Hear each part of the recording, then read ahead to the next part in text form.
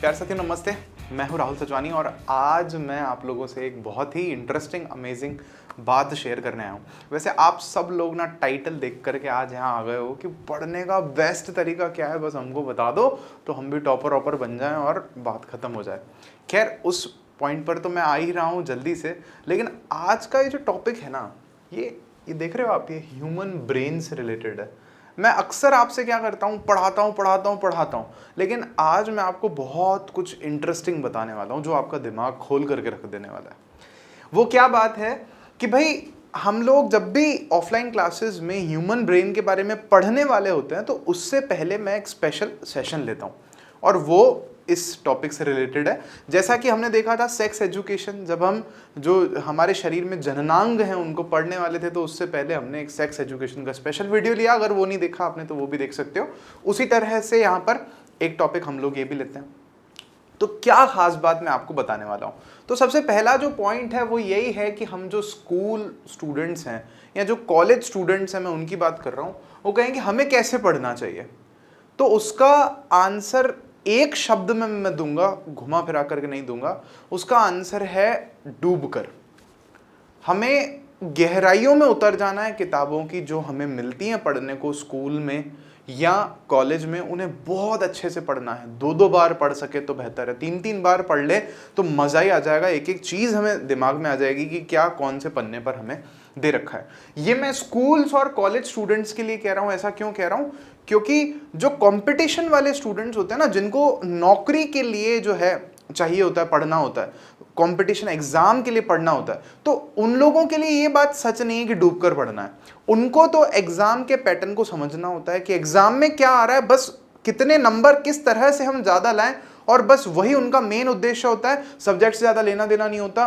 पढ़ा और एग्जाम दिया, एग्जाम पास हुआ, नौकरी लगी, निकले, बात खत्म। फिर वो भले कोई सा भी एग्जाम हो ना, देश के वो भले ही बड़े बड़े एग्जाम्स क्यों ना हो, आईआईटी क्यों ना हो या यूपीएससी के एग्जाम्स क्यों ना हो, क्योंकि वहां पर सबसे बड़ा उद्देश्य होता है नंबर लाना, कि आप किस तरह दूसरों से आगे निकल सकते हैं ताकि आपको वो नौकरी या वो जो सीट है वो मिल सके। लेकिन उसके अलावा अगर हम बात कर रहे हैं, हम 10th में हैं, हम 11th में, हम 12th में हैं, या हम कॉलेज में पढ़ाई कर रहे हैं, हम साइंस पढ़ रहे हैं, हम बायो पढ़ रहे हैं, हम लोग केमिस्ट्री पढ़ रहे हैं, कॉमर्स पढ़ रहे हैं, या हम लोग कुछ भी पढ़ रहे हैं, तो उस क्षेत्र में अगर हम बहुत अच्छे से गहराई से पढ़ेंगे तो हमें बहुत ज़्यादा अच्छे से समझ में आएगा। फ्यूचर में वो सारी नॉलेज कहीं ना कहीं हमें किसी न किसी रूप में काम आएंगी और हमारा जीवन जो है ना वो उसमें बहुत ज़्यादा वैल्यू ऐड करेंगी, बहुत ज़्यादा उसको अच्छा बनाने में हमारी हेल्प करेंगी। तो अच्छा, ये कैसे, मैं आपको आज एक एग्जांपल देने वाला हूँ। एग्जांपल ह्यूमन ब्रेन से ही जुड़ा हुआ रहेगा। वीडियो सबके लिए ज़रूरी है क्योंकि सबके पास है ना भेजा, तो सबके लिए ये बहुत ज़्यादा ज़रूरी होने वाला है। छोटा सा वीडियो है। तो जल्दी से अपन बात करते हैं। मुझे ना बचपन में बायोलॉजी में इंटरेस्ट नहीं आता था, ना ही कोई खास इंटरेस्ट केमिस्ट्री में आता था। क्यों? क्योंकि स्कूल में उस तरह से कभी पढ़ने को मिला ही नहीं। सिंपल बस किताब उठाई, टीचर ने कहा खड़े हो जाओ, खड़े हो गए साहब, पढ़ाई करो, ऐसे पढ़ो, पढ़ दिया, और चैप्टर साइंस का भी चैप्टर, और वो पता चले हो गया काम। तो फिर जब मैंने स्टूडेंट्स को पढ़ाना शुरू किया तो सेम प्रॉब्लम वहाँ भी थी। उनको इंटरेस्ट नहीं होता था बच्चों को पढ़ने में। यार सर आप तो ये बताओ बोर्ड में मेरिट कैसे लानी, बात खत्म। तो देखो एक टॉपिक है छोटा सा, आज मैं आपको उसकी हिस्ट्री से जोड़ करके बता रहा हूँ कि देखो किस तरह से हम आज जो हैं वो बने हैं, और आपका देखो किस तरह से मैं बायोलॉजी में इंटरेस्ट जो है क्रिएट कराता हूँ। और ये सब कुछ किससे जुड़ा हुआ है, आखिरकार हम हैं कौन, हम इंसान आए कहाँ से। वो पूछते ना पहले मुर्गी आई कि अंडा आया, तो फिर मैं सवाल पूछता हूँ अच्छा पहले गाय आई कि बैल आया, कि पहले शेर आया कि कुत्ता आया, कि गधा कैसे आया, ऊँट कैसे आया, हम कैसे आए। तो ये सारे सवाल एक जैसे हैं कि हम आए कैसे, आए कहाँ से, किसने बनाई दुनिया। तो उसी से रिलेटेड एक बहुत इंटरेस्टिंग टॉपिक मैं आपको बता रहा हूँ। फिर हम लोग जब नेक्स्ट लेक्चर में 10th क्लास जो पढ़ रहे हैं उसमें हम पढ़ेंगे तो ह्यूमन ब्रेन के बारे में पढ़ेंगे, जिसके बारे में आप सब भी पढ़ सकते हैं। तो देखिए चलिए, सवाल ये है यहाँ पर हम कौन है, ये हमारी पढ़ाई से जुड़ा हुआ है। इसको देखो कितना इंटरेस्टिंग बात है, हम हैं कौन। जैसे मैं आपसे पूछूं कि आप कौन हो, जैसे मान लीजिए आपका नाम है निखिल है ना, तो मैं कहूँ आप निखिल हैं, अच्छा आप निखिल कौन है, तो आप क्या ये हाथ है, आप कहेंगे कि नहीं ये मेरा हाथ है। जैसे मैं मान लीजिए मेरा उदाहरण ले लीजिए, मैं कह रहा हूँ ये मेरा हाथ है, तो मैं ये हाथ नहीं हूँ इसका मतलब, है ना। ये मेरे बाल है, मैं बाल थोड़ी हूँ। ये मेरी आंखें हैं, तो मैं आंखें थोड़ी हूँ। ये मेरे टांग है, मेरे पैर है, मेरा शरीर है, मतलब मैं ये शरीर तो नहीं हूँ। हम तो बोलते ही ऐसा है ना कि मैं तो नहीं हूँ, मतलब ये मेरा है लेकिन मैं ये नहीं हूँ। फिर हम कहें अच्छा मैं दिमाग हूँ क्या, तो उस पर हम थोड़ा सा एक्सप्लोर करते हैं कि हम असल में फिर हैं क्या। तो जैसे एक वैज्ञानिक हुए हैं, उनके बारे में आपको बताता हूं। एक वैज्ञानिक हुए हैं जिनका नाम है हमारे पास में रेने डेकार्ट्स। क्या नाम है? रेने डेकार्ट्स। ये देखो, ये हुए हैं 17वीं शताब्दी में रहे हैं, 1650 तक ये रहे हैं। तो उस टाइम भी लोगों के दिमाग में बातें रहती थी कि यार हम हैं कौन, ठीक है ना, हम हैं कौन। तो इनके दिमाग में भी ये बात थी। ये गणितज्ञ हुए हैं, आप इनका नाम पहले से पढ़ चुके हैं किताबों में। आप पढ़ते हैं ना, कार्तीय निर्देशांक ज्यामिति, कार्तीय चिन्ह परिपाटी, कार्तीय वर्ड शब्द पढ़ते हैं, कार्टीशियन है ना, ग्राफ ऐसा करके शब्द अंग्रेजी में पढ़ते हैं। वो आया कहाँ से है? वो यहीं से आया, क्योंकि ये महान व्यक्ति थे, गणितज्ञ थे, मैथमेटिशियन थे। वो ग्राफ राफ कैसे बनाने होते हैं उसका आइडिया भी इन्होंने प्रपोज किया था। खूब सारी किताबें लिखी थी, फिर फिलोसोफर भी थे, फिलोसफी भी करते थे। तो इन्होंने एक किताब लिखी थी मेडिटेशंस। क्या किताब का नाम था? मेडिटेशंस। तो उसमें इन्होंने इस बात पर और ज्यादा रिसर्च की थी कि हम हैं कौन। तो इन्होंने कहा था कि इस दुनिया में हम लोग है ना, हर चीज पर प्रश्न खड़ा कर सकते हैं। जैसे आप लोग आज हर चीज पर करते हो कि सर आप कितने पैसे कमाते हो, सर आप हमको सब कुछ फ्री में क्यों देते हैं, या सर भगवान है कि नहीं है, या सर हमें बनाने वाला कोई है नहीं है, जरूरी थोड़ी है, या हमारी आत्मा होती है भी कि नहीं होती। मतलब कुछ भी, आप किसी भी बात पर सवाल खड़ा कर सकते हो कि सर आप शादी कब कर रहे हो, कुछ भी, आप कुछ भी पूछ लोगे, ठीक है सवाल। तो कहने का मतलब ये है, इन्होंने भी यही कहा कि हम इस दुनिया में हर चीज पर डाउट कर सकते हैं, संदेह कर सकते हैं, क्वेश्चन खड़ा कर सकते हैं, ठीक है। लेकिन एक चीज ऐसी है जिस पर हम संशय नहीं कर सकते, डाउट नहीं कर सकते। अच्छा, वो कौन सी चीज है? आप चाहो तो वीडियो को पॉज करके सोच सकते हो, मैं आपको बता देता हूं वो कौन सी चीज है। वो है हमारे विचार, हमारे थॉट्स। क्योंकि हम सोच रहे हैं तभी तो हम हैं भाई, हम सोच रहे हैं तभी हम सोच रहे हैं ना। तो सोचने पर तो कोई डाउट नहीं है भाई। हो सकता है ना कि ये दुनिया असली है कि नहीं, तो बोले नकली हो सकती है। बोले कैसे हो सकता है? हम सपने में, काफी बार ऐसा होता है ना, हम सपने में सो रहे होते हैं तो हमें लग रहा होता है असली में साइकिल चला रहे हैं, ऐसे पहाड़ों पे घूम रही गिर गए, उठ जाते, क्या सपना था, ऐसा होता है। तो ऐसा भी तो हो सकता है कि ये जो भी चल रहा हो वो सपना हो। आप में से कुछ बच्चों ने, हो सकता है स्टूडेंट्स ने मैट्रिक्स फिल्म देखी हो। एक मैट्रिक्स ऐसी फिल्म है, उसमें दिखाते हैं कि ना सब कंप्यूटर सॉफ्टवेयर है, वो हमें किसी और ने प्रोग्राम कर रखा है। तो वहां पे मरते हैं, वापस पैदा हो जाते हैं। जैसे मारियो गेम नहीं खेलते, हम लोग ने गेम बना रखा है, तो मारियो मरता है फिर वापस आ जाता है, फिर मरता है फिर वो ऊपर से उछल के वापस आता है, नई चांस मिल जाती है उसको जीने के लिए। तो ऐसा कोई सॉफ्टवेयर हो सकता है भाई, ये सब पॉसिबल है। लेकिन एक बात श्योर है कि हम लोग हमारे सोचने पर, हमारे विचारों पर संशय नहीं कर सकते। तो इन्होंने वहां से क्या कहा कि, मतलब कहाँ इशारा किया कि यार जो भी है ना, यहाँ है, हम कौन है? हम कहीं ना कहीं विचार हैं। ये इन्होंने कंक्लूजन तरह निकाला। मैं आपको ये कह रहा हूं कि आपको मेरी बात पे जहां विश्वास ना हो, ये जो भी चीजें मैं आपको कह रहा हूं ये आप खुद ढूंढ सकते हैं, इंटरनेट पर सब मौजूद है। तो इन्होंने कहा कि हम कौन है, हम फिर ऐसा कंक्लूजन छोटा सा हम बना रहे हैं कि जो भी है इससे जुड़ा हुआ है, एक तरह से हम लोग विचार हैं, थॉट्स हैं। फिर क्या हुआ? अगले 150-200 सालों बाद, मतलब आप देखोगे 2000 सन जब शुरू हुआ ना, तो तब से हमारे पास में विज्ञान में बहुत ज्यादा तरक्की हुई है, बहुत ज्यादा। आज देखो ना आप, अंतरिक्ष में क्या क्या नहीं भेज रहे अपन, बहुत तरक्की की है अपन ने। आप वहां बैठे बैठे लाइव वीडियो देख लेते हो, क्या कमाल की तरक्की की है। तो क्या किया इन्होंने बाद में, वैज्ञानिकों ने और रिसर्चेस की, इस बात को और एक्सप्लोर किया। तो 20वीं शताब्दी में हम देखते हैं कि ना एक मशीन हमारे सामने आई जिसको हम बोलते हैं EEG, जिसको हम लोग बोलते हैं इलेक्ट्रोएन्सेफेलोग्राम। अच्छा, ये क्या चीज है मैं आपको थोड़ा सा इशारा देकर के बता देता हूँ। ये दिमाग पर ऐसे ऐसे लगा देते हैं बहुत सारा कुछ, और ये दिमाग की हरकत को देखती है मशीन कि भाई दिमाग में क्या चल रहा है। भाई वो तो जो था फिलोसोफर था रेने डेकार्ट्स, कह के चला गया, लेकिन वो होता है ना कि साबित करना है, कि प्रूफ कैसे करें। भाई हम कुछ भी बोल देते हैं तो विज्ञान में बोलते हैं कि प्रूफ करके बताओ। और आइंस्टीन ने 100 साल पहले थ्योरी दी, बोला साहब प्रूफ करके बताओ। तो वो उसमें लगे हुए हैं वैज्ञानिक की कैसे प्रूफ करना है उसको। तो वही यहाँ पे, तो ये लोग प्रूफ करना चाह रहे, एक मशीन बना दी, ब्रेन की एक्टिविटी को नाप रहा है, जिसको हम बोलते हैं इलेक्ट्रोएन्सेफेलोग्राम। अच्छा, इसमें से क्या होता है? वेव्स बनती हैं, हमें वेव्स दिखाई देती है। हमारे मस्तिष्क की अलग अलग तरंगे हैं, जैसे गामा है, बीटा है, अल्फा है, थीटा है, डेल्टा है।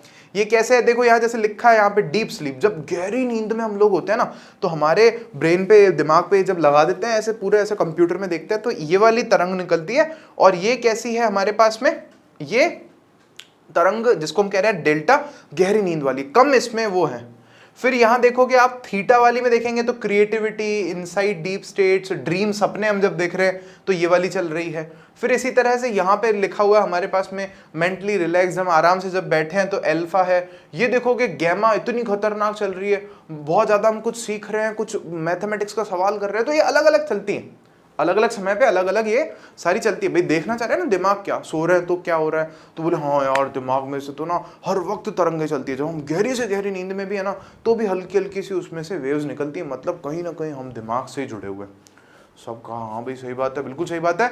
लेकिन साइंटिस्ट लोगों का पता है आपको दिमाग खराब हुआ कब? दिमाग खराब हुआ जब उन्होंने कोमा पेशेंट्स को देखा। आपने सुना होगा फिल्मों में दिखाते हैं कि अरे कोमा में चले गए, सर पे चोट लगी कोमा में चले गए। जब बहुत गहरी चोट लगती है ना तो काफी बार व्यक्ति जो है कोमा में चला जाता है। तो कोमा में काफी सारे पेशेंट्स ऐसे होते हैं जिनका ना ब्रेन डेथ हो जाती है, ब्रेन की डेथ हो जाती है, ब्रेन में कोई कुछ आता ही नहीं है, कोई एक्टिविटी नहीं होती ब्रेन में। तो अभी ब्रेन तो मर गया लेकिन इंसान तो जिंदा है। फिर उसको आपने देखा होगा ना वो ऐसे वो रखते हैं मशीन पर लगा करके, कोई हरकत नहीं होती लेकिन रखते हैं। आपको जानकर हैरानी होगी 20-20 साल तक लोग कोमा में पड़े रहते हैं, 20-20 साल तक ब्रेन में कोई एक्टिविटी नहीं। ऐसा नहीं कि सारे जो कोमा के पेशेंट्स होते हैं उन सबका ब्रेन डेथ हो जाता है, ब्रेन की एक्टिविटी जीरो हो जाती है, ऐसा नहीं है। काफियों के में हल्की हल्की एक्टिविटी रहती है, लेकिन कभी कभी केसेस ऐसे भी होते हैं जिसमें कोई एक्टिविटी नहीं होती, ब्रेन डेथ, ब्रेन की डेथ हो जाती है। तो फिर साइंटिस्ट लोगों के दिमाग में आया कि अभी तक तो हम सोच रहे थे कि जो भी है यहाँ से चल रहा है, लेकिन फिर तो लफड़ा हो गया। अभी दिमाग तो मरा हुआ है ये तो, फिर लेकिन जिंदा है, तो फिर ऐसे कैसे? फिर तो हो सकता है कि फिर शायद हम लोग दिमाग हैं या शायद फिर हम लोग दिमाग नहीं है, हो सकता है। और इनको चौंकाया साइंटिस्ट लोगों को किस चीज ने? Man with no brain. ये 2007 का केस है, फ्रांस के व्यक्ति का, फ्रेंच मैन लिखा है यहाँ पे। आप देखोगे ना ये कहाँ मिलेगा आपको? इंटरनेट पे लिख लेना गूगल पे मैन विथ नो ब्रेन, ये मिल जाएगा सब कुछ आपको। तो ये एक व्यक्ति दिखाया, 2007 का केस है ये, ठीक है। तो ये व्यक्ति करीबन अपनी 40 साल की उम्र में जो है और डॉक्टर्स के पास आया, बोले मेरे को ना पैर में थोड़ा ऐसे अजीब लग रहा है, तो कुछ दर्द वर्द रहा होगा। तो डॉक्टर ने बोला सब कुछ करेगा, MRI करवा लो। एक MRI की जांच होती है, आप सबको पता होगा, CT स्कैन जिसको हम लोग बोलते हैं, तो दिमाग की उसमें स्कैनिंग होती है, वो ऐसी फोटोज आती हैं। तो ये एक नॉर्मल इंसान का दिमाग है, ऐसा फोटो आता है उसमें, भाई अंदर देखो दिमाग है, इसका मतलब ये वो व्यक्ति था और अंदर दिमाग ही नहीं है।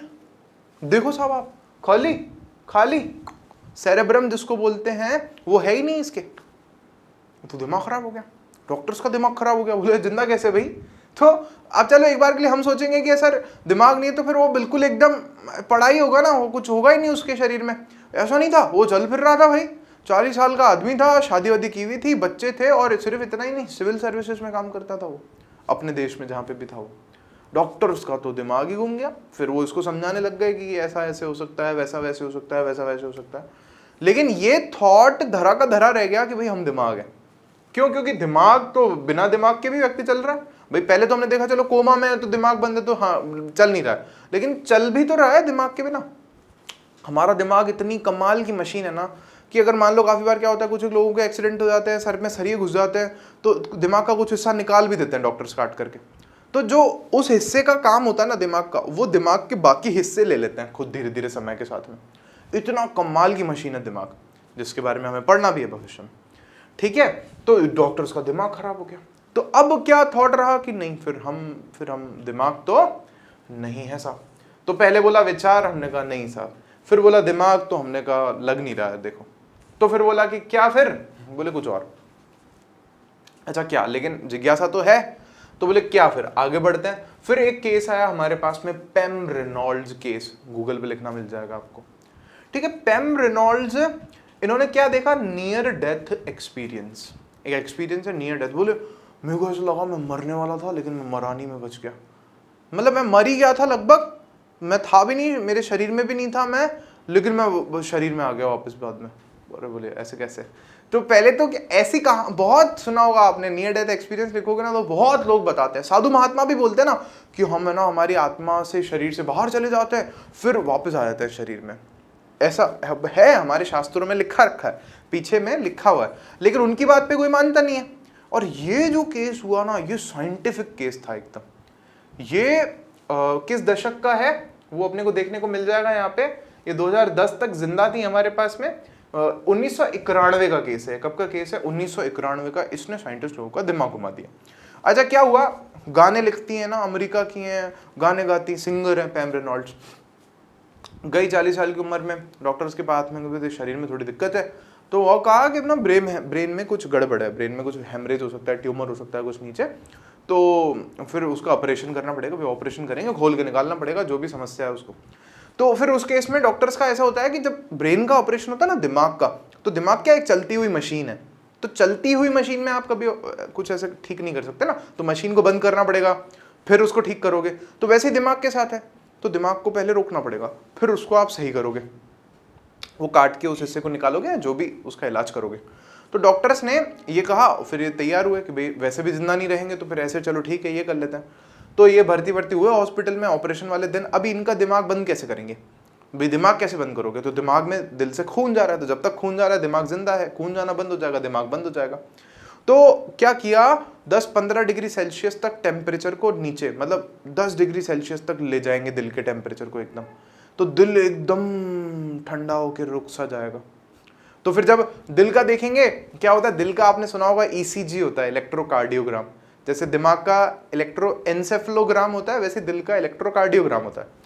तो दिल का वो देख रहे हैं धड़कन, वो उधर ऑपरेशन हो रहा है बरोबर, तो वो देख रहे हैं कि 0 है भाई साहब, कुछ नहीं, यहाँ दिल रुक गया साहब। फिर बोले कि दिमाग का देखो क्या है, बोले तो दिमाग में कोई वेव नहीं आ रही, जो फ्रीक्वेंसीज दिखाई मैंने आपको तरंगे दिमाग की कोई नहीं आ रही, अल्फा बीटा थीटा नीटा कुछ नहीं है, दिमाग भी फ्लैट हो गया, शांत है दिमाग।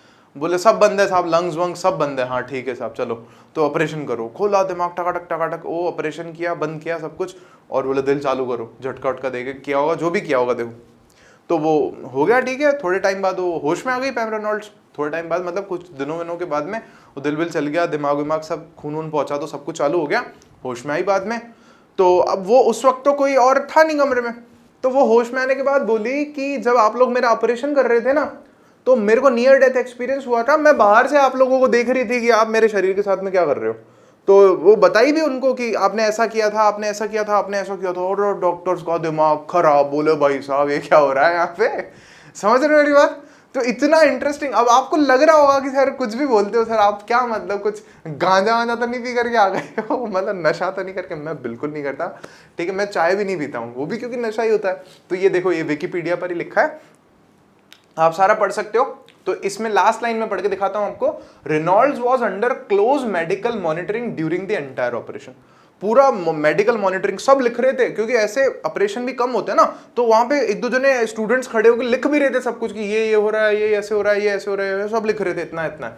फिर कह रहे हैं इसके बाद during part of operation she had no brain wave activity and no blood flowing in her brain. तो उसके ब्रेन में कोई एक्टिविटी नहीं थी और कोई उसमें ब्लड भी नहीं जा रहा था ब्रेन में, विच रेंडर्ड हर क्लिनिकली डेड। जिसका मतलब था क्लिनिकली तो वो डेड है, वो मतलब मरे हुए के बराबर ही है, उसमें कोई एक्टिविटी नहीं शरीर में।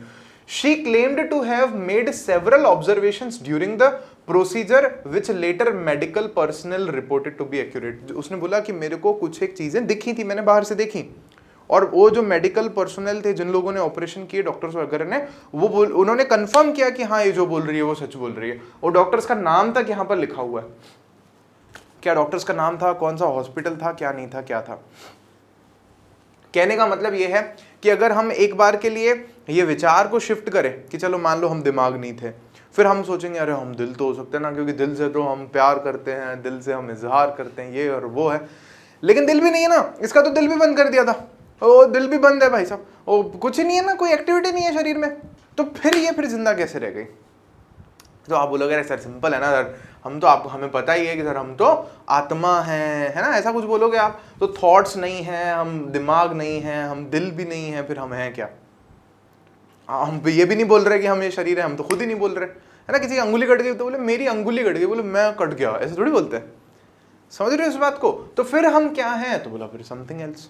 फिर डॉक्टर्स ने और भी, उस वैज्ञानिकों में चलता ही रहता है। तो एक जैसे ना सबसे बड़ी जो समस्या का सामना वो लोग करते हैं वो है बाइंडिंग प्रॉब्लम। इसको क्या बोलते हैं? आप सर्च कर रहे हैं इंटरनेट पे, बाइंडिंग प्रॉब्लम। बाइंडिंग प्रॉब्लम का क्या मतलब है? जैसे हमारा मस्तिष्क है, हम जो भी देख रहे हैं वो कहाँ जा रहा है? मस्तिष्क में जा रहा है। जो सुन रहे हैं वो कहाँ जा रहा है? मस्तिष्क में जा रहा है। भाई गाना है, किसी की आवाज़ है, मैं बोल रहा हूँ, आप बोलो राहुल सर की आवाज़ है, आंखें बंद भी सुन के पहचान लोगे। तो ये सब कौन पहचान रहा है? ये दिमाग। तो दिमाग के अंदर अभी भी बोलते हैं कोई ना कुछ होशियार बैठा है, कोई इंटेलिजेंस, मतलब कुछ है होशियार इसके अंदर जो ये सब कुछ पहचान लेता है, सब कुछ मिला देता है, भाई इमेज भी उल्टी बनती है। तो कर कौन रहा है दिमाग के अंदर, वो इंटेलिजेंस कहाँ से आई दिमाग के अंदर? तो बोलते हैं अभी भी जो देखो यार जो भी है ना वो इधर है, दिमाग में ही है। बोले घोस्ट बैठा है, कुछ एक ऐसे भी बोलते हैं है ना साइंटिस्ट लोग, इसमें कोई दिमाग में कोई छोटा घोस्ट है, कोई छोटा सा। लेकिन हमारी, आपको पता है संस्कृति वगैरह में हम हमेशा से कहते हैं कि हम आत्मा हैं, हम पुनर्जन्म होते हैं और ऐसा होता है और वैसा होता है, तो अलग अलग थ्योरीज है। लेकिन मैं आपको क्या कह रहा हूँ, देखो केवल दिमाग से जुड़ा हुआ इतना कुछ है। जो निर्देशांक ज्यामिति आपने चैप्टर पढ़ा था, उसी को ज्यामिति को देने, निर्देशांक ज्यामिति देने वाले व्यक्ति का नाम रेने डेकार्ट्स है। और रेने डेकार्ट्स इस तरह का फिलोसोफर भी है, ऐसी बातें भी की है उसने, और ऐसा कुछ भी हमारे इतिहास में हो चुका है, तो हम क्यों ना पढ़े उसको। अब आप खुद बताओ कितनी इंटरेस्टिंग है बायोलॉजी भी। तो जो विषय आप अच्छे से पढ़ो वो बहुत ज्यादा इंटरेस्टिंग है। आई होप आपको जो है ये अपना आज का छोटा सा लेक्चर देख करके बहुत ज्यादा मजा आया होगा। और अब आप लोग ना डूब कर पढ़ोगे, प्रश्न पूछोगे, जो मन में क्वेरी है कि ऐसा क्यों है, आप पूछो, आप ढूंढो। आज नहीं, कल नहीं, सही वक्त आने पर आपको आपके उत्तर जरूर से मिलेंगे, ये मेरा प्रॉमिस है आपसे। ठीक है क्या? बस सोचना बंद मत करो। रेने डेकार्ट्स का एक बहुत अच्छा कोटेशन है, मैं एक बार उसको बोल करके आज का अपना इस लेक्चर को अपन खत्म करेंगे। That is, we think because that's why we are. या ऐसा लिखा है उन्होंने, I think that's why I am. मैं सोचता हूं इसीलिए मैं हूं। मैं जिस दिन सोचना बंद कर दूंगा सत्यानाश हो जाएगी। और ये भी एक फिलोसोफर ने कहा है कि इस दुनिया में जो है ना, केवल 2% लोग असल में सोचते हैं, बाकी 3% ऐसे हैं जिनको लगता है कि वो सोचते हैं लेकिन वो सोचते नहीं है। और 95% लोग सोचते ही नहीं है। बस उनको तो बता दो क्या करना है, वो कर देंगे, वो खुद का कुछ नया नहीं सोचते। तो चलिए, थैंक यू सो मच। आप कमेंट्स में लिखना आपको ये लेक्चर कैसा लगा, एक छोटा सा लेक्चर, और ऐसी और बातें भी मैं आपके साथ में फिर करूंगा। Bye bye.